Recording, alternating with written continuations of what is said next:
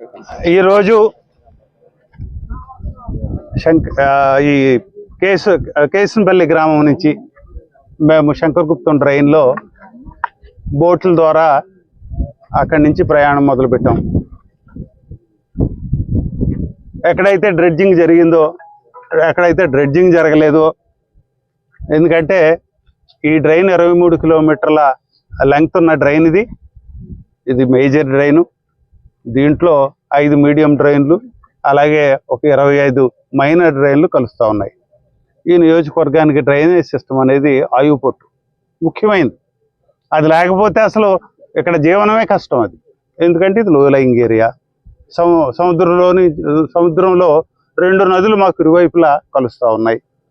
4000 టీఎంసీలు వాటరు ఇక్కడ సముద్రంలో కలిసిపోతూ ఉంది. కాబట్టి ఇలాంటి ప్రదేశంలో డ్రైనేజ్ సిస్టమ్ అనేది అతి ప్రాముఖ్యమైన సిస్టమ్. ఇక్కడ అంటే ఇరిగేషన్ నీళ్లు కెనాల్ సిస్టమ్ ఎంతైతే స్ట్రాంగ్ ఉండాలో దానికంటే స్ట్రాంగ్గా డ్రైనేజ్ సిస్టమ్ ఉంటే తప్ప ఇక్కడ ఈ మనుగడ అనేది, ప్రజల మనుగడ అనేది కష్టం. ఇలాంటి చోట ఏమైందంటే ఈ శంకరగుప్తం డ్రైను ఒక 8 కిలోమీటర్ల మధ్య భాగం అటు ఇటు కూడా డ్రెడ్జింగ్ చేశారు, డీసిల్టేషన్ చేశారు.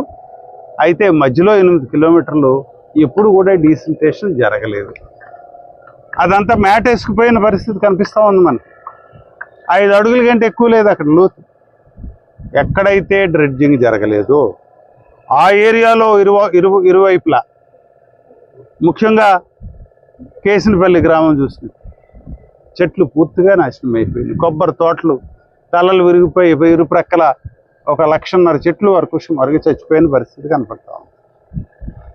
ఏమంటారు దీన్ని, ఒక విధ్వంసం కింద కనిపిస్తూ ఉంది. ఇది ఒక ప్రయారిటీ ఐటమ్ కింద తీసుకోవాలి ప్రభుత్వం అని చెప్పి మనం ఇప్పటికే అటు సభలో మాట్లాడటం కానీ, లేకపోతే మంత్రికి, గౌరవ మంత్రివర్యులకి, అలాగే ముఖ్యమంత్రి గారికి కూడా దృష్టికి తీసుకెళ్ళాం. అలాగే ఉప ముఖ్యమంత్రి వర్యులు వారి దృష్టికి కూడా తీసుకెళ్ళాం ఈ విషయాలు. మంత్రి గారు చూసినట్టయితే 2వ తారీఖున వస్తున్నారు. ఆయన విజిట్ ఉంది ఇక్కడ మన ఏరియాకి, కేసునపల్లికి. రైతాంగంతో ఒక మీటింగ్ కూడా వారితో నేను అరేంజ్ చేస్తా ఉన్నాను. రైతాంగానికి ఏదైతే ఇబ్బందులు ఉన్నాయో, ఓ పక్కన కొబ్బరి తోటలు, ఇంకో పక్క వరి, ఎంత నష్టాన్ని ఎదురు చూస్తున్నామో ఆ విషయాలు ఆయనకి చెప్పడం కోసం.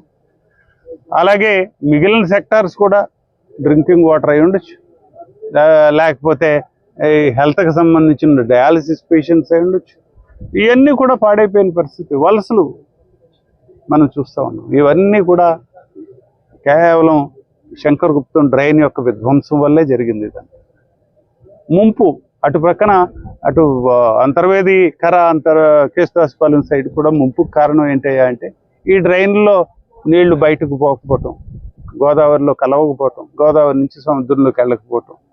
ఈ డ్రైనేజ్ సిస్టమ్ ఎప్పుడైతే ఫెయిల్ అయిందో మీరు గమనించవచ్చు. గూగుల్ ఎర్త్ కూడా చూడవచ్చు మీరు కావాలంటే. నేను చూశాను, నేను మొన్న పూర్తిగా గమనించాను. నేను 2017, 18 ఆ సంవత్సరంలో ఉండే పరిస్థితికి ఈరోజు 24 ఉండే పరిస్థితికి తేడా కనపడుతుంది. అప్పుడు పచ్చగా కనపడుతున్నాయి.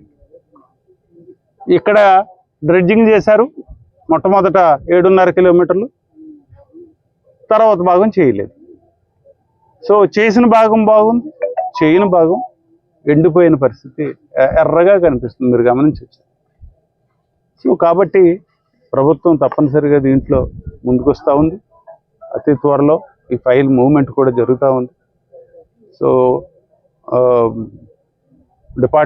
ఇరిగేషన్ డిపార్ట్మెంట్ కూడా ఫైలు మూవ్ చేశారు.